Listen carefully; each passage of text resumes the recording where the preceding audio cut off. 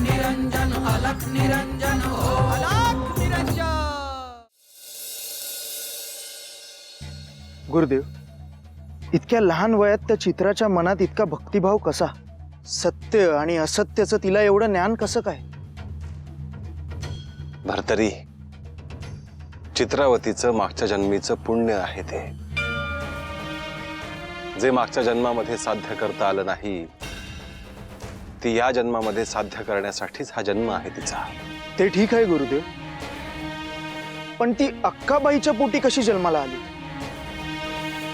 हिरण्यकश्यपूच्या घरात देखील भक्त प्रल्हाद जन्माला आले होतेच भरतरी, आणि अक्काबाईचं प्रेम तिला आईचं प्रेम म्हणून मिळावं ह्या मागे देखील काहीतरी निश्चित हेतू असला पाहिजे। आणि चित्रावती ही काही अक्काबाईची पोटची पोर नाही, तिला ती वनामध्ये सापडली आहे, त्यामुळे चित्रावतीचं बीज हे शुद्ध आहे, अक्काबाईचं नाही। जिथे टोकाचं असत्य असतं नेमकं तिथेच परमेश्वर सत्य जन्माला घालतो।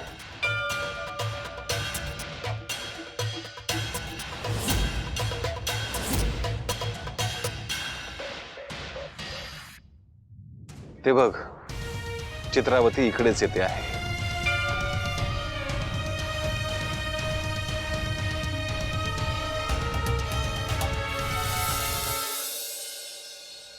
चित्रा, चित्रा, चित्रा, चित्रा, चित्रा, चित्रा। बाई, काय झालं? चित्राच्या नावाने का मारतीयस?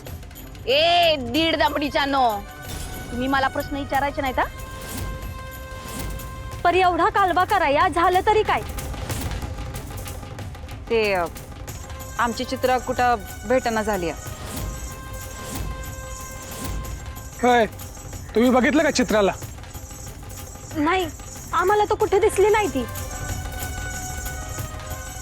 हे बघा, माझ्या चित्राला जर का कुणी घरात दडवून ठेवली असली का नाही तर आत्ताच सांगायच्या, नाहीतर कुणाची बी खैर नाही।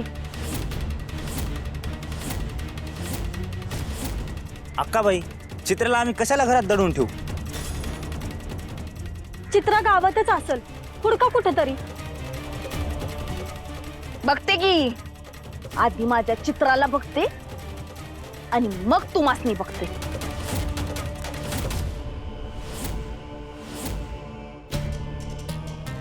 चित्रा, ए चित्रा, चित्रा, चित्रा, ए अक्काबाई, काय झालं का वरड्या? हा, अख्ख्या गावात तुझाच आवाज येतो या। ए पंच, तू माझ्या वाटाला येऊ नकस। पंच, आमची चित्र हरवली आहे, तुम्ही बघितलं का तिला कुठं? चित्र हरवली? पण मी आता गावातच आहे, मला तर कुठेच दिसली नाही ती। तू तर दडवून ठेवलं नाहीस ना तिला? म्या? अरे म्या काय तुझ्यासारखा आहे वय? मग अशी अचानक गायब कुठे झाली? ए खंडू, अरे ते आम्हाला कसं ठाव असन? तुम्ही बघा की, ती नादबाबांचा जप करत होती ना, मग काय सांगाव, वनात बी गेली असन। माझी चित्रा त्यांच्याकडे जायची नाही। ठीक आहे, मग हुडका तुमचं तुम्हीच। चला र चित्रा, चित्रा, चित्रा।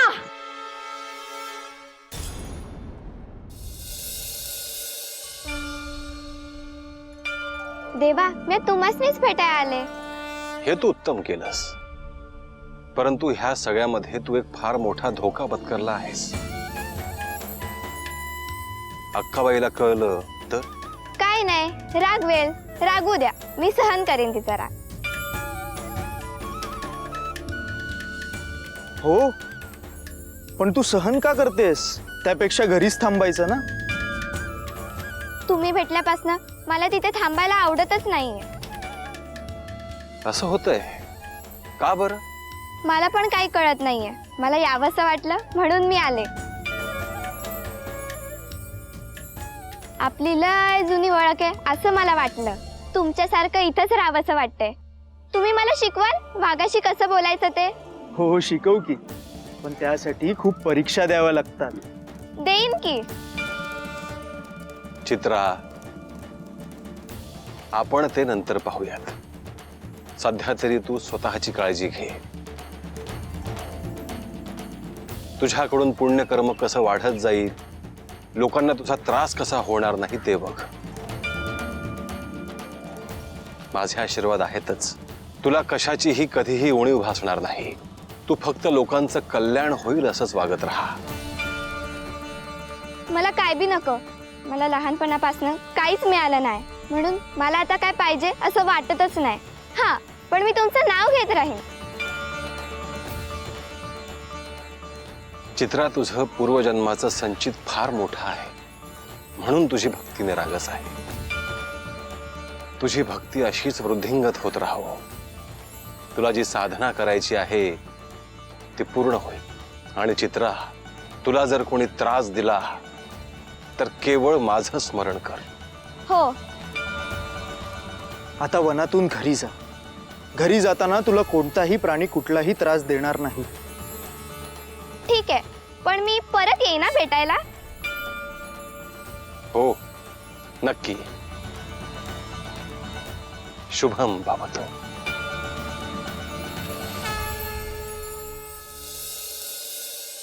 चित्रा चित्रा चित्रा चित्रा अक्का, आपण चित्राला समतीकडे हुडकतोय, पण चित्रा काय गावात कुठं बी सापडेना बघ. ती खरंच वनात गेली का काय? खंडू, तू वनात जा आणि माझ्या चित्राला वनातनं उचलून घेऊन ये. जर ती अशी तशी नाही आली तर तिला वनात घेऊन ये. पण माझी चित्रा माझ्या मोर मला पाहिजे म्हणजे पाहिजेच. तो अक्काबाई आलोच.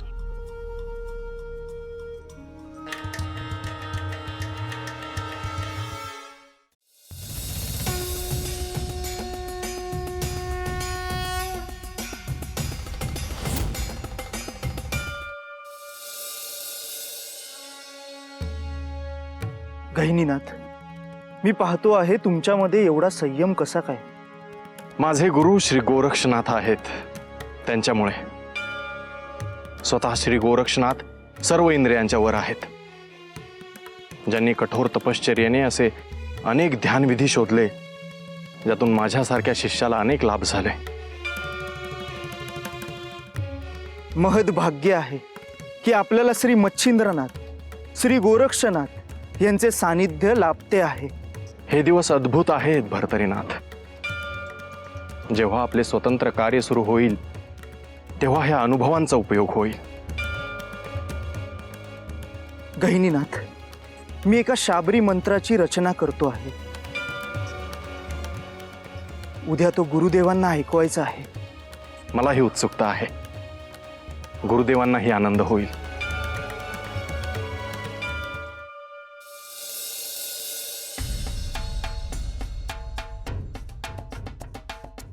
जावई बापू, अहो आहात का घरात? बोपण्णा, या या. अरे, तुम्ही दोघं बाहेर का उभे आहात? या ना घरात.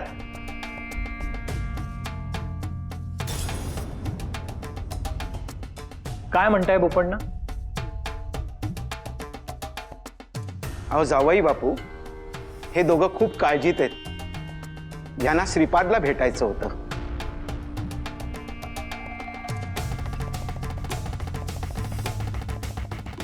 अरे, तुम्ही परके आहात का? थेट यायचं की. अहो जावई बापू, त्यांना संकोच वाटत होता. ह्याच्या भावाच्या बायकोला श्रीपादला भेटायचं होतं. आधी म्हणलं विचारावं. अहो त्यात काय, त्यांना का नाही घेऊन आला? हो, आधी तुम्हासनी आणि श्रीपादला विचारून बोलवणार होतो. बर. श्रीपाद, बघ बाळा, तुला भेटायला कोण आलंय? ये.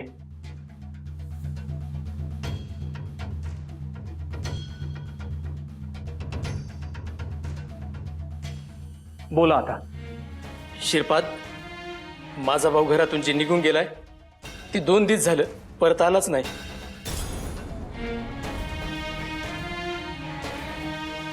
आता तर काळजी वाटायला लागली आहे. आणि घरची तर रडून रडून स्वतःचे हाल करून घेतात बघा. काही बी समजना झालंय.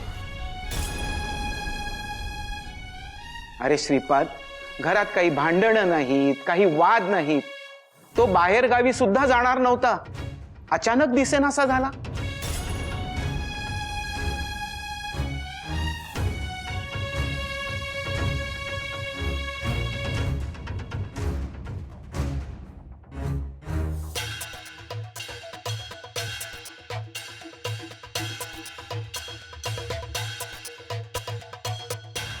तुम्हाला असं वाटतंय की वाद झाले नाहीत, पण त्या नवरा बायकोमध्ये वाद झाले आहेत. जे गेलेले आहेत त्यांच्या बायकोला घेऊन या. वय वय, आत्ता जातो, घेऊन येतो. श्रीपाद, खूप आशेने आले आहेत रे तुझ्याकडे.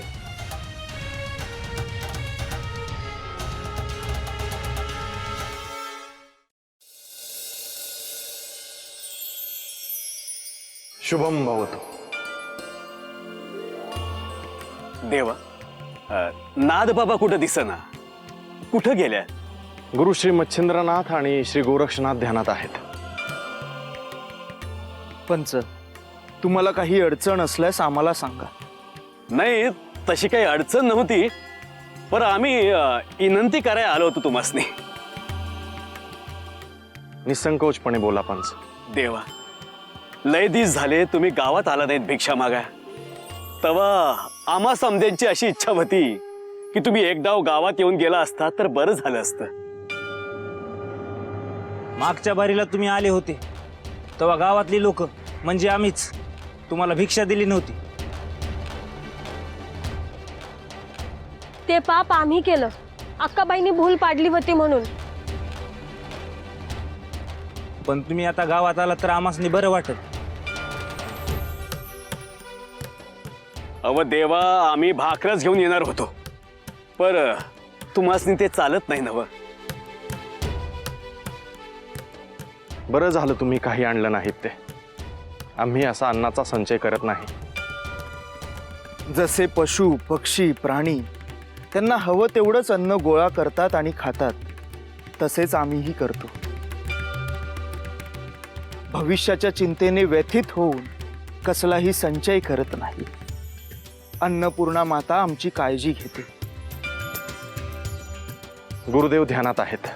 ते ध्यानातून बाहेर आले की आम्ही त्यांची परवानगी घेऊन भिक्षा मागायला गावात येऊ. पंच, तुम्हाला अजून काही बोलायचे आहे? वय देवा, ती चित्रा नावाची लहान पोरगी नाही का जिला तुम्ही वाचवलत? अव ती नाथांच्या नावाचा सारखा जप करतीया. तिचा उद्धार होईल अशाने. वय, पर म्हणून ती अक्काबाई तिला लय त्रास देतीया. त्याची काळजी तुम्ही नका करू. साक्षात मच्छिंद्रनाथांनी चित्राच्या डोक्यावर हात ठेवला आहे. तिला काहीही होणार नाही. ठीक आहे, मग काही काळजी नाही. चला देवा, येतो आम्ही. शुभम भवतु.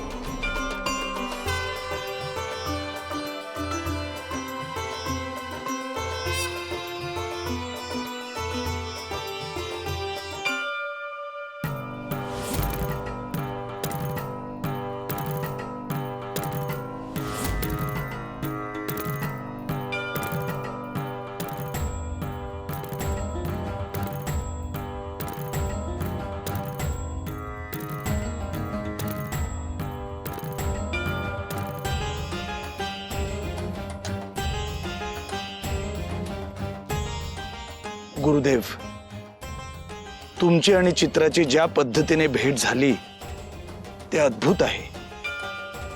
परंतु तिचं बालवय पाहता तिला सांभाळलं गेलं पाहिजे. तिचं संगोपन उत्तम व्हायला हवं असं मला वाटतंय. होय गोरक्ष, परंतु ज्ञान योग आणि भक्ती मार्गात आलो की गोष्टी सोप्या राहत नाही. विरोध हा होतोच, कारण तुम्ही जे अतिशय शुद्ध स्वरूप आहे त्या दिशेने प्रवास सुरू केलेला असतो. त्यामुळे चित्राला हा त्रास होणारच आहे. परंतु आपण सगळेजण आहोत तिची काळजी घ्यायला. जिथे जिथे शुद्ध स्वरूपाचा ध्यास आहे, परमेश्वर प्राप्तीचा ध्यास आहे, तिथे तिथे नाथपंथ सहाय्यभूत होत आला आहे आणि होत राहील.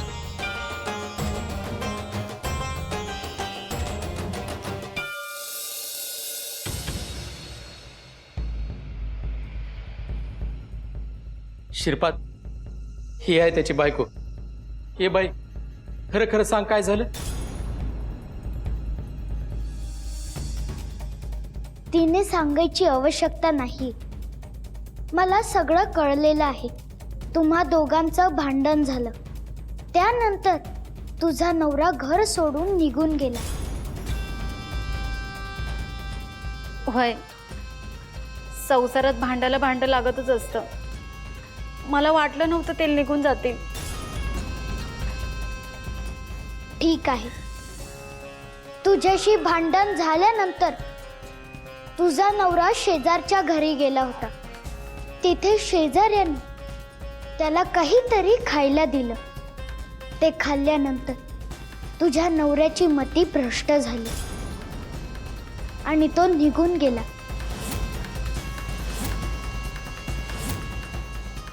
आता परत घरी येण्याची त्याची इच्छा होत नाही. काहीतरी कर. तू सांगशील ते आम्ही करू.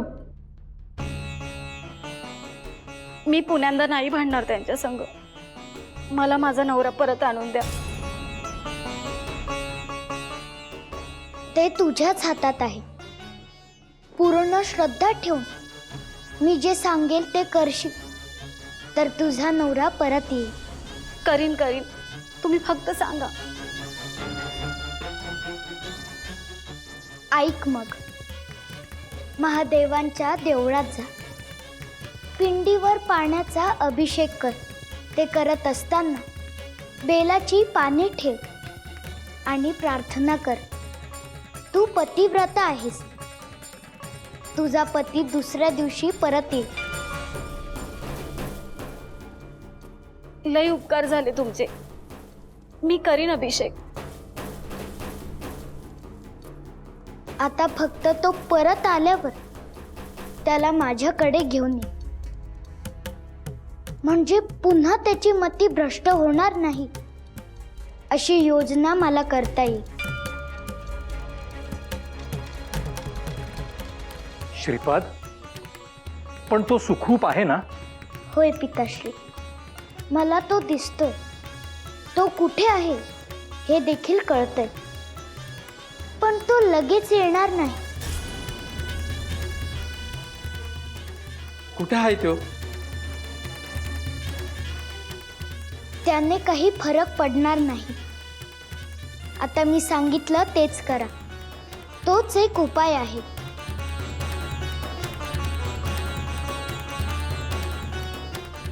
श्रीपाद, आम्ही तुझ्याकडे आलो, तू आम्हाला मार्ग दावला, आमच्या डोक्यावरचं वज उतरविलं. खरं तर आमच्यासाठी तूच खरा देव आहेस रे बाबा.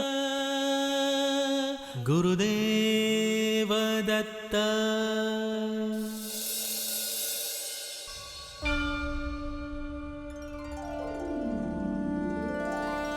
शुभम.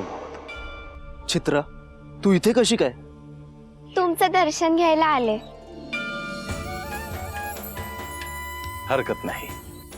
तुला आम्हाला भेटावं असं वाटलं की येत जा इकडे. चित्रा, तू गावात कुणाला सांगून आलीयस की नाही?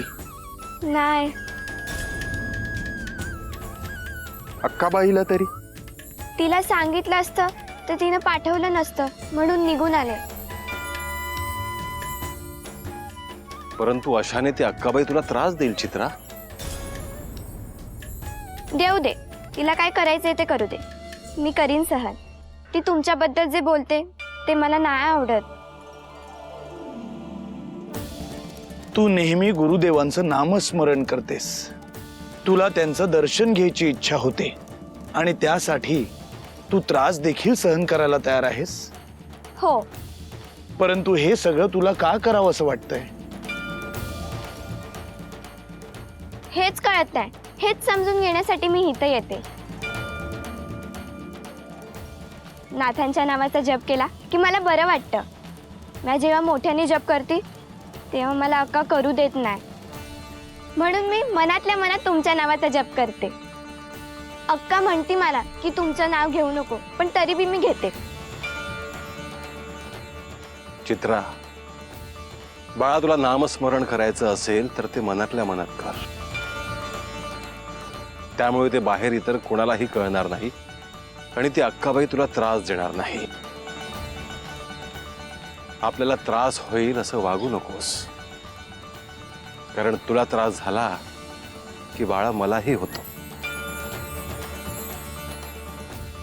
मी मनातल्या मनातच नाव घेते, पण माझ्या नकळत मी कधी मोठ्याने बोलायला लागते ते मला बी नाही कळत.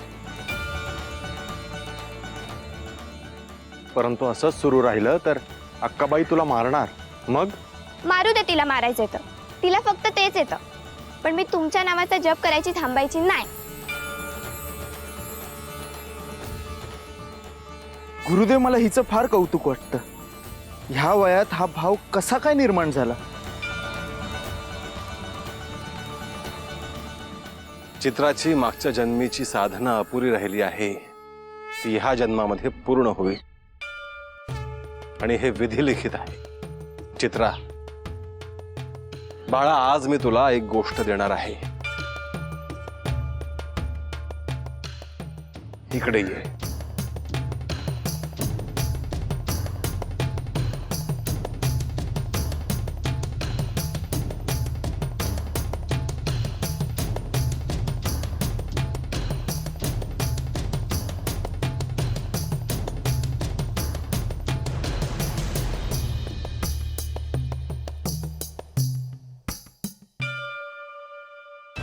ही विभूती घे आणि अशा जागी ठेव की कोणाला दिसली नाही पाहिजे.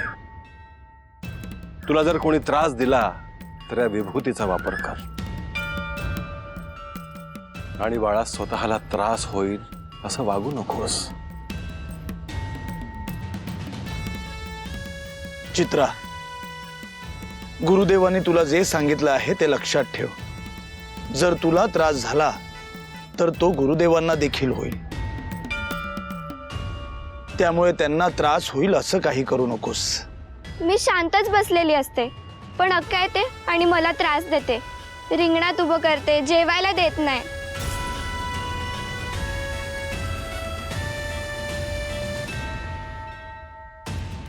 सगळं नीट होईल. तू आता घरी जा, विलंब करू नकोस. नाहीतर अक्काबाई तुला शोधत इथे येईल. शुभम भवतु.